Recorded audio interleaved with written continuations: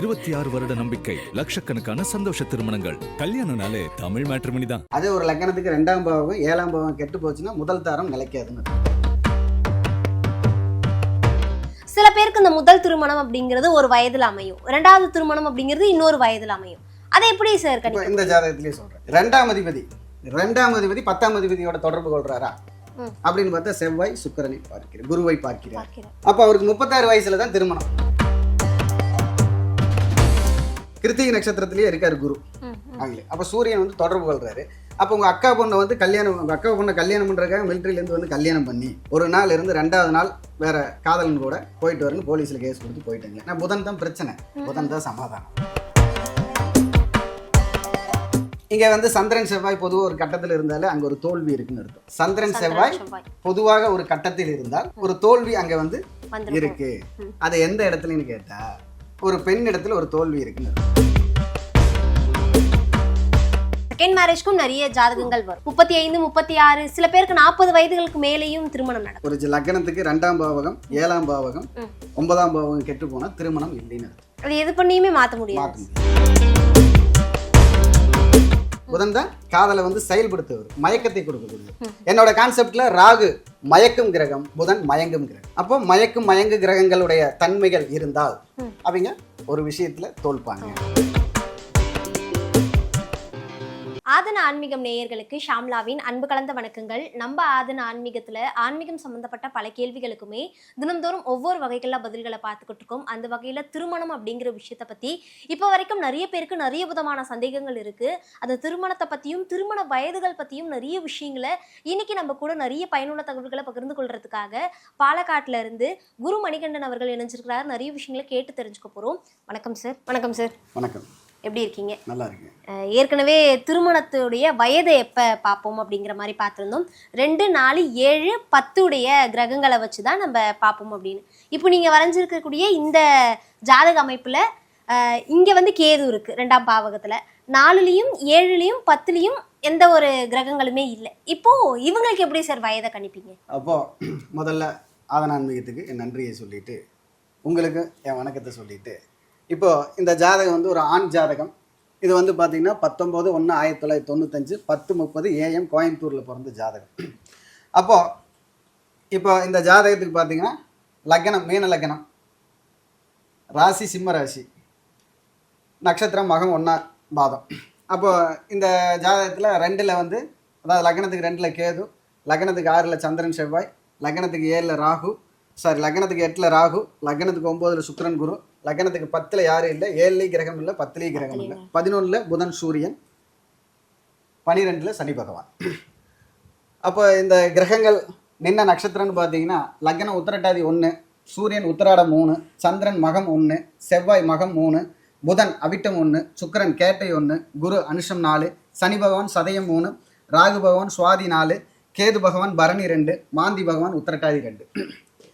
அப்போ இதில் வந்து இப்போ நம்ம 2ஆம் பாவத்துக்கூட 4ஆம் அதிபதி சம்மந்தப்படுறாரான்னு பார்க்கணும், 7ஆம் அதிபதி சம்மந்தப்படுறாரான்னு பார்க்கணும், 10ஆம் அதிபதி சம்மந்தப்படுறாரான்னு பார்க்கணும். அப்போ இங்கே 2ஆம் பாவத்தோட எந்த அதிபதி சம்மந்தப்படுறாங்க அப்படின்னு பார்க்குறப்போ இங்கே 2ஆம் பாவத்தோட 4ஆம் அதிபதி புதன், 2ஆம் பாவம் யார் செவ்வாய், அந்த செவ்வாயோட சம்மந்தப்படுறாரா அப்படின்னு பார்த்தா செவ்வாயோட சம்மந்தப்படலை. அதே மாதிரி 7ஆம் அதிபதி புதன் 4ஆம் அதிபதியோட சம்மந்தப்படுறாரா, 4ஆம் அதிபதியோட சம்மந்தப்படுறாரா அப்படின்னு பார்க்குறப்ப 7ஆம் அதிபதி புதன் நமக்கு புதனே தான், 4க்கும் 7 கூடயும் புதன். அப்போ சம்மந்தப்படுறாரு. சரி, அப்போ இந்த சம்மந்தப்படுறப்போ இந்த சம்மந்தப்படக்கூடிய வயசு நமக்கு எடுக்க முடியுமா அப்படின்னா இங்கே 4, 7 தான் சம்மந்தப்படுது. அது கூட 10ஆம் அதிபதி சம்மந்தப்படுறாரான்னு பார்க்கணும். அப்போ 10ஆம் அதிபதி குரு சம்மந்தப்படலை. அதனால இந்த இப்போ புதன் சூரியனை சேர்த்துனா 23 வயசு வரும். புதனுக்கு 17 வருஷம், சூரியனுக்கு 6 வருஷம் வரும். அப்போ அந்த 23 வயசு அவருக்கு நடக்காது, கல்யாணம் நடக்காது. ஏன்னா இங்க 10ஆம் அதிபதியும் நமக்கு 2ஆம் அதிபதியும் சம்மந்தப்படலை. Right, okay. அப்போ இந்த 10ஆம் அதிபதியோட யாராவது சம்மந்தப்படுறாங்களா அப்படின்னு பார்க்கணும். 10ஆம் அதிபதியோட சம்மந்தப்படுற கிரகம் யாராவது இருக்காங்களா அப்படின்னு பார்த்தா 10ஆம் அதிபதியோட சுக்கிரன் கூட 7ஆம் பார்வையிலேயே கிரகம் இல்லை. இந்த 10ஆம் அதிபதியோட சேர்ந்து இருக்கிற சுக்கிரன். அப்போ 10ஆம் அதிபதியோட குரு, இந்த குரு 5ஆம் பார்வையா லக்னத்தை பார்க்கிறார். 5ஆம் பார்வையா லக்னத்தை பார்க்குறாரு. 5ஆம் பார்வையா லக்னத்தை பார்க்குறப்போ இந்த லக்னம் உத்திரட்டாதி நட்சத்திரத்தில் நிற்கிது. அப்போ அந்த சனி பகவான் பலமா இருக்கார். சனி பகவான் பலமா இருக்கு. அப்போ இங்க இந்த சனி பகவானுக்கும் இந்த குரு பகவானுக்குள்ள வயசை எடுத்துக்கலாம். அப்போ அந்த சனி பகவானுக்கு 19 வருஷம், குரு பகவானுக்கு எத்தனையாச்சு? 16 வருஷம். அப்போ 35 வயசாச்சா? 19 16 35 வயது. அப்போ இவருக்கு 35 வயது முடிஞ்சதும் திருமணம் அப்படின்னு சொல்லலாம். எத்தனை வயது? 35. Right, okay. அதுக்கு அடுத்தது இப்போ 2ஆம் அதிபதி 10ஆம் அதிபதியோட தொடர்பு கொள்றாரா அப்படின்னு பார்த்தா செவ்வாய் சுக்கிரனை பார்க்கிறார், குருவை பார்க்கிறார். 2ஆம் அதிபதி 10ஆம் அதிபதியோட தொடர்பு கொள்றாரா? அப்போ தனம் வாக்கு குடும்பம், தனம் வாக்கு குடும்பம். அப்போ அந்த செவ்வாய் குருவை பார்க்கிறாரு. அப்போ அந்த குருவும் சுக்கிரனும் சேர்ந்து இருக்காங்க. அப்போ குருவுக்கு 20 வருஷம், சுக்கிரனுக்கு 16. சரி, குருவுக்கு 16 வருஷம், சுக்கிரனுக்கு 20 வருஷம். 36 வயசு மீண்டும் திருமணம் வந்துருதா? 35 வருது 36, இங்க கரெக்டா 36 வந்துருதா? அப்ப இவருக்கு எப்படி இருந்தாலும் 35ல இருந்து 36க்குள்ள தான் திருமணம். ரைட். அதுக்கப்புறம் இப்ப வந்து அந்த 2ஆம் அதிபதி 10ஆம் அதிபதியோட தொடர்பு கொள்றாரு. அந்த வயசு தான் எடுக்கிறோம், நல்லா தெரிஞ்சுக்கணும். ரைட். அதுக்கப்புறம் இங்க லக்னத்துக்கு 7ஆம் இடம் அப்படிங்கிறதுல கிரகம் இல்லை. இந்த 7ஆம் அதிபதி அதாவது இந்த 8ஆம் அதிபதி ராகு இந்த 7ஆம் அதிபதியை பார்க்கிறாரு. அப்ப நம்ம புதனுக்கு 4க்கு 7 கூடையணும் ராகு பார்க்கிறாரு, 4க்கும் 7க்கும் உடையணும் ராகு பார்க்கிறாரு. அப்ப இந்த ராகுக்கு 18 வருஷம், புதனுக்கு 17 வருஷம், மீண்டும் 36 வயசு வந்துருச்சா? 36 வயசு வந்துருச்சா? 36 வயசு வந்துருச்சு. அதுக்கப்புறம் இந்த ராகு அப்படியே இங்க மீண்டும் 2ஆம் அதிபதியை பார்க்கிறாரு. அங்க சந்திரன் இருக்கிறார். அப்ப சந்திரனுக்கு 10 வருஷம், செவ்வாய்க்கு 7 வருஷம், அதே போல ராகுக்கு 18 வருஷம், மீண்டும் 36 வயசு வந்துருச்சா? அப்ப அவருக்கு 36 வயசுல தான் திருமணம். அப்போ ஒரு இடத்துல மட்டும் 35 வந்திருக்கு. நம்ம ஏன் இது கன்ஃபார்ம் பண்றோம்? உறுதியா கன்ஃபார்ம் பண்றது. இந்த இடத்துல கிரகம் இல்லைனாலும் சொல்ல முடியும், அந்த வயதை எடுக்க முடியும். இப்போ கிரகம் இல்லைன்னா எப்படி வயசு எடுக்கிறது நிறைய பேர் கேள்வி கேட்பாங்க. கிரகம் இல்லை என்றால் அது எப்படி? அப்போ அந்த கிரகம் இல்லைன்னா அந்த 2ஆம் அதிபதி எப்படி தொடர்பு கொள்றாங்க, 4ஆம் அதிபதி எப்படி தொடர்பு கொள்றாங்க, இந்த பாதசாரத்துல எப்படி தொடர்பு கொள்றாங்க. அப்ப எந்த ஒரு அமைப்புல எடுத்தாலும் இந்த மாதிரி 4 அமைப்பு 3 அமைப்புல அந்த வயதோட்டம் கரெக்டா கன்ஃபார்ம் ஆகணும். இப்போ நீங்க சமீபத்துல திருமணத்துக்கு நிறைய பொருத்தங்கள் பார்த்து கொடுத்துருப்பீங்க, அதே மாதிரி வயது ரீதியாகவும் பார்த்து கொடுத்துருப்பீங்க. சில பேருக்கு இந்த முதல் திருமணம் அப்படிங்கிறது ஒரு வயதுல அமையும், 2ஆவது திருமணம் அப்படிங்கிறது இன்னொரு வயதுல அமையும். அதை எப்படி சார் கணிக்க? இந்த ஜாதகத்திலேயே சொல்றேன். இந்த ஜாதகத்தை பார்த்துட்டு நான் கேட்கிறப்போ இவருக்கு 36 வயசுல தான் இது இவங்க அப்பா ஒரு ஜோதிடர், இந்த ஜாதகருடைய அப்பா ஒரு ஜோதிடர். அவர் வந்து கவர்மெண்ட் உத்தியோகத்தில் இருந்து ஜாதகம் எல்லாம் பார்த்து படிச்சாரு. இப்போ ரிட்டையர்ட் ஆகி ஜாதகம் பார்த்துட்டு இருக்காரு, நல்ல எஜுகேட்டடு அவர். அப்போ அவரு தான் இப்போ அவர்கிட்ட இதை நம்ம பார்த்து சொல்றோம். அப்போ இதை பார்த்து அவர்கிட்ட சொல்றப்போ இந்த வயதோட்டம் இதெல்லாம் சொல்லி அவர் என்ன தொழில் பண்றாருங்கிறதெல்லாம் நான் சொல்லிட்டேன். ஏன் அப்படின்னு கேட்டால் இங்கே சந்திரன் செவ்வாய் இருக்காங்க. சந்திரன் செவ்வாய் ராகு பார்க்குறாரு, சந்திரன் செவ்வாய் ராகு பார்க்குறாரு. இங்கே அதே செவ்வாய் சுக்கிரனை பார்க்குறாரு. அப்போ சந்திரனுக்கும் வெள்ளை கலர் ட்ரெஸ் தான், சுக்கிரனுக்கும் வெள்ளை கலர் ட்ரெஸ் தான். இங்கே ராகு செவ்வாய்னா அறுவை சிகிச்சைன்னு இருக்கு. அப்போ இவர் டாக்டரா இருக்காரு அப்படின்னா வெள்ளை கலர் கோட்டு போட்ட தொழில் பண்றாரு. அப்போ வெள்ளை கலர் கோட் போட்டு தொழில் யார் பண்ணுவாங்க? டாக்டர். அப்போ அந்த இடத்துல குரு இருக்கார். அப்போ இவர் வந்து இப்போ MSMD கூட ட்ரை பண்ணிட்டு இருப்பார் அப்படின்னு பண்ணிட்டு இருக்காரு. அதை முடிச்சுட்டு தான் கல்யாணம் பண்ணிக்குவேன்னு இப்போ ஒரு வைராகியமே சொல்லியிருப்பாருன்னு. ஆமா, அதை முடிச்சுட்டு தான் கல்யாணம் பண்ணிக்கிறேன்னு சொன்னார். இதெல்லாமே நம்ம சொல்லலாம். ஒரு ஜாதகத்தை பார்க்குறப்ப எல்லாம் அலாசியாக அரைஞ்சு பேசுவோம். இப்போ நம்ம பேச வந்த மேட்ரு என்னன்னு கேட்டால் திருமணத்தை அந்த அமைப்புங்கிறனால இதை மட்டும் சொல்கிறேன். அப்போது இங்கே வந்து சந்திரன் செவ்வாய் பொதுவாக ஒரு கட்டத்தில் இருந்தாலே அங்கே ஒரு தோல்வி இருக்குன்னு அர்த்தம். எப்படி? சந்திரன் செவ்வாய் பொதுவாக ஒரு கட்டத்தில் இருந்தால் ஒரே கட்டத்தில் இருக்கணும், ஒரு தோல்வி அங்கே வந்து இருக்கு. அது எந்த இடத்துலன்னு கேட்டால் அது வந்து ஒரு பெண் இடத்துல ஒரு தோல்வி இருக்குன்னு அர்த்தம். ஏன்னா சந்திரங்கிறது பெண், சந்திரங்கிறது மனசு. அப்ப பெண்ணிடம் மனதை கொடுத்து ஒரு தோல்வியை சந்திக்க வேண்டும். செவ்வாய்ங்கிறது தான் அந்த இடத்துல தோல்வியை தரக்கூடியது. அப்போ இந்த செவ்வாய் வந்து சுக்கிரனையும் பார்ப்பார். சுக்கிரன் தான் காதல். அப்போ இந்த சுக்கிரனுக்கு 20 வருஷம், செவ்வாய்க்கு 7 வருஷம், 27 வயதுல இந்த சந்திரங்கிற ஒரு பெண்ணால அவர் அவமானப்பட்டாரா அப்படின்னு கேட்டோம். அவமானப்படுறது திருமணம் ரெண்டும் ஒண்ணுதானா சார்? இப்போ இன்னும் அதுல நிறைய விஷயம் இருக்கு, அதெல்லாம் நமக்கு வேண்டாம். இதை மட்டும் சொல்லலாமே? கண்டிப்பா நம்ம ஓகே பண்ணி கடைசி வரைக்கும் போய் வேண்டான்னு சொன்னா அதுல அவமானப்பட்டதாத்தானே அர்த்தம். அப்போ அது வேண்டான்னு ஒதுங்கியாச்சு. அதுக்கப்புறம் தான் மீண்டும் அவர் MSMDன்னு அவர் வந்து வந்திருப்பாரு.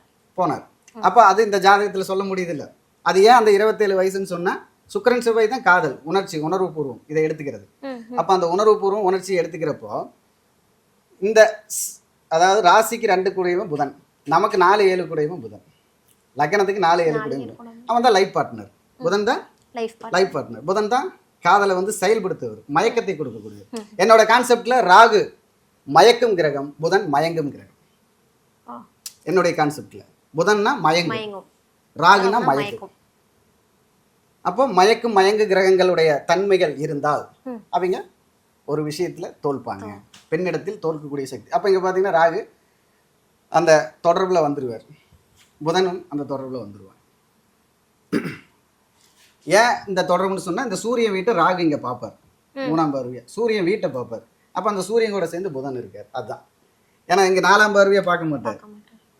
அப்போ இந்த விஷயத்துல இதுல நம்ம செயல்படுத்தலாம். இதே மாதிரி இப்போ ஒரு ஜாதகம் வந்துச்சு எனக்கு, அவருக்கு வந்து இங்க வந்து குரு புதன் ரிஷபத்துல சேர்ந்துருந்தது, அவருடைய லக்னம் மறந்துருச்சு. அப்போ அவருக்கு ஜாதகம் பார்த்துட்டு அதை புதன் சுக்கிர பரிவர்த்தனை வேறு இருக்குது அவருக்கும். அப்போ அவர் ஜாதகத்தை பார்த்து அவர் கன்னி லக்னம்னு என்கிட்ட சொன்னார். நான் சிம்ம லக்னம்னு அவருக்கு சொன்னேன். உங்களுக்கு கன்னி லக்னம் இல்லைங்க சிம்ம லக்னம் அப்படின்னா. அப்போ நான் கன்னி லக்னத்துக்கு உண்டான பதிலெல்லாம் உங்ககிட்ட கேட்குறேன். நீங்கள் இல்லை இருக்குன்னு சொன்னால் மட்டும் போதும், அதுக்குண்டான எக்ஸ்பிளேஷன் பண்ண வேண்டாம் அப்படின்னு. இல்லை இருக்குன்னு சொன்னால் போதும். அப்போ நான் அந்த கன்னி லக்னத்துக்கு உண்டான பதிலெல்லாம் அவர்கிட்ட கேட்குறப்போ அவர் இல்லைன்னு சொல்லிட்டு வந்துட்டார். இப்போ சிம்ம லக்னத்துக்கு உண்டான பதில் கேட்குறேன் உங்ககிட்ட, அதுக்கு நீங்கள் இருக்கா இல்லையான்னு சொல்லுங்க. அப்போ சிம்ம லக்னத்துக்கு 5ஆம் அதிபதி குரு, சிம்ம லக்னத்துக்கு 5ஆம் அதிபதி குரு போய் அவருக்கு 8ல் மறைஞ்சிருக்கு. அப்போ உங்கள் குலதெய்வம் தூரமாக இருக்குன்னு சொல்லிட்டு உங்கள் குலதெய்வத்தோட மண் எடுத்துகிட்டு வந்து உங்கள் வீட்டில் ஒரு கருப்பு கல்லை வச்சு கும்பிட்றீங்களான்னு கேட்டேன். ஆமாங்க அப்படிங்க. ஏன்னா 5ஆம் இடம் தான் குலதெய்வம், அது 8ல் போய் மறைஞ்சிருக்கு. 8ஆம் இடங்கிறது தோண்டி எடுத்துகிட்டு வர. அப்போ அந்த இடத்துல மண் எடுத்துகிட்டு வந்து இவங்க வீட்டிலேருந்து ஒரு கல்லை வச்சு சாமி கும்பிட்ருக்காங்க. ரைட். உங்கள் பூர்வீக சொத்து பூர்வீக தன்மை எல்லாமே உங்கள் கை விட்டு போயிருக்கும். நீங்கள் வந்து உங்கள் ஊரை விட்டு ஒரு 150 கிலோமீட்டருக்கு இந்த பக்கம் வந்து வாழ்வீங்க. ஆமாங்க, நான் ஒரு 150 கிலோமீட்டருக்கு இந்த பக்கம் தான். அதே மாதிரி இதை கன்னி லக்னத்துக்கு நமக்கு வந்து 9ஆம் இடம் பாக்கிய வீடு, 9 10 கூடையும் பரிவர்த்தனை, 10ஆம் இடம். அப்போ புதன் வந்து சுக்கிர வீட்டில் போய் உட்காந்துருக்கார். அப்போ புதனை வந்து பச்சை கலர்னு சொல்கிறோம். அங்கே செவ்வாய் சேர்ந்துருக்கார், செவ்வாய் வந்து அதிகாரம்னு சொல்கிறோம். அப்போது குரு வந்து பார்க்குறாரு, குருவை கேந்திரம்னு நான் சொல்கிறேன். குருவை ஏன்னா இருக்கிறதுலே பெரிய கிரகம் குரு தான். அப்போ அவரை தான் நான் டெல்லியே எடுக்கிறேன். எப்படி டெல்லி இருக்கிறதுலையே பெரிய கிரகம் அவர் தான். அவரை தான் பார்டராகவே எடுக்கிறேன். ஏன்னா பார்டர் ராசி அவர் தானே, 9 12 கூடியவர் அவர் தானே. அப்போ பார்டரில் பச்சை கலர் யூனிஃபார்ம் போட்டு நீங்கள் வேலை செஞ்சவராக இருக்கணும் அப்படிங்கிற. ஆமாங்க, நான் மிலிட்ரியில் இருந்து இப்போதான் வந்தேன். சரி. அப்போ அந்த புதனுக்கு அவருக்கு எங்களுக்கு திருமணத்துக்காகத்தான் வந்தார். அந்த திருமணத்துக்காகத்தான் நம்ம பதில் சொல்கிறோம். அப்போ அவர் ஜாதகத்தை பார்க்குறப்ப நான் கேட்குறேன், முதல்லயே நீங்கள் தாலி கட்டி ஒரு நாள் மட்டும் இருந்து 2ஆவது நாள் பிரச்சனையாகி உங்கள் பிரிஞ்சு போயிருப்பீங்க அப்படிங்கிறேன். அது எப்படி சார் துல்லியமோ? ஒரு நாள் 2 நாள் அது டிகிரியில் வச்சு சொல்கிறது. அங்கே வந்து புதன் 2 டிகிரி தான் இருந்தார். அப்போ 2 நாள். அப்போ 2 நாள், அதாவது 2 நாள் 2 மாதத்தை எடுத்துக்கலாம். அந்த புதன் அவர் வீட்டுக்கு 12ல் மறைஞ்சதுனால அது 2 நாள். இது அவர் வீட்டிலே இருந்து 2 டிகிரியில் இருந்தால் 2 மாதம். அதே வந்து அவர் சுகஸ்தானத்திலிருந்து 2 டிகிரி இருந்தால் 2 வருஷம். அந்த மாதிரி அதில் நிறைய விஷயம் இருக்குது, டிகிரியில் நிறைய விஷயம் இருக்குது. பட் நம்ம வந்து இப்போ பலன் மட்டும் சொல்கிறோம், அதெல்லாம் பேசுறதுக்கு நமக்கு வேணும். அப்போ இந்த இடத்துல குருவும் புதனும் இருந்தாங்க. அப்போ குருவுக்கு 16 வருஷம், புதனுக்கு 17 வருஷம், 33 வயசு. அதில் புதன் வந்து 2 டிகிரியில் இருக்காரு. அந்த 2 டிகிரியில் இருந்ததுனால கண்டிப்பாக உங்களுக்கு 33 வயசுல இங்கே சூரியன் வந்து அந்த சூரியன் வந்து பார்க்குறாங்க. சூரியன் வந்து கிருத்திகை நட்சத்திரத்திலேயே இருக்காரு குரு ஆங்களே. அப்போ சூரியன் வந்து தொடர்பு கொள்றாரு.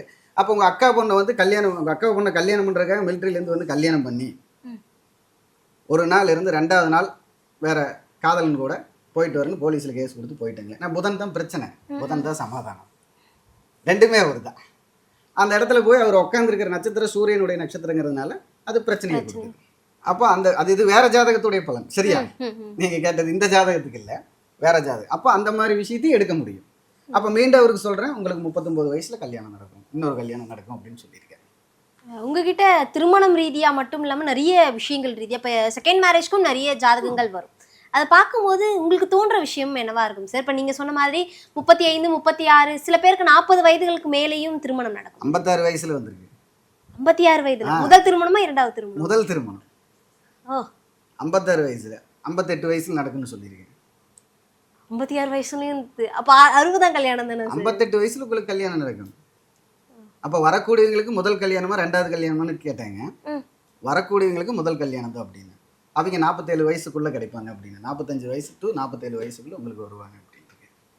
நடந்ததுக்கு அப்புறம் நான் கூட்டிட்டு வரேன். ஆனா முதல் திருமணமே 56 அப்படிங்கிறது ரொம்ப அதான் அந்த காலகட்டங்களில் நம்ம ஜாதகம் சொல்லும் இருக்கா இல்லையா. இப்போ பொதுவா நம்ம வந்து ஒரு லக்னத்துக்கு 2ஆம் பாவகம், 7ஆம் பாவகம், 9ஆம் பாவகம் கெட்டு போனா திருமணம் இல்லைன்னு அர்த்தம். அது எது பண்ணியுமே மாற்ற மாற்ற முடியாது. அதே ஒரு லக்னத்துக்கு 2ஆம் பாவகம், 7ஆம் பாவகம் கெட்டு போச்சுன்னா முதல் தாரம் நிலைக்காதுன்னு அர்த்தம். முதல் தாரம் நிலைக்காதுன்னு அர்த்தம். இதுல கெட்டு போறதுன்னா அது என்னென்ன விதம் இருக்குது. நீச்சமாகிறது, அஸ்தங்கமாகிறது, திரிசூன்யமாகிறது, இதெல்லாம் ஆகி பாவகிரகங்களுடைய போர்வையில் இருக்கிறது. அதாவது பார்வைங்கிறது போர்வைங்கிறது ரெண்டும் ஒன்று. போர்வைங்கிறது இது பிடிச்சிட்டு இருக்கிறது, பார்வைங்கிறது பார்த்துட்டு இருக்கிறது. இப்போ சூரியன் கூட ராகு இருந்தால் அது போர்வை கிரகணம்னு அர்த்தம். அதே சூரியனை ராகு பார்த்துட்டு இருந்தா பார்வைன்னு அர்த்தம். அந்த மாதிரி போர்வைன்னு இருக்கு, பார்வைன்னு இருக்கு. நிறைய பேர் நிறைய விதத்துல பேசுவாங்க. நான் என்னுடைய பாணியில சொல்றது. நிறைய விஷயங்களை பகிர்ந்துக்கிட்டீங்க. இன்னும் திருமணத்தை தொடர்ந்து நிறைய விஷயங்கள் பேச போறோம். நிறைய தகவல்களை சொல்லியிருந்தீங்க. மிக்க நன்றி. நன்றி, வணக்கம். வாழ்க வளமுடன், வாழ்க.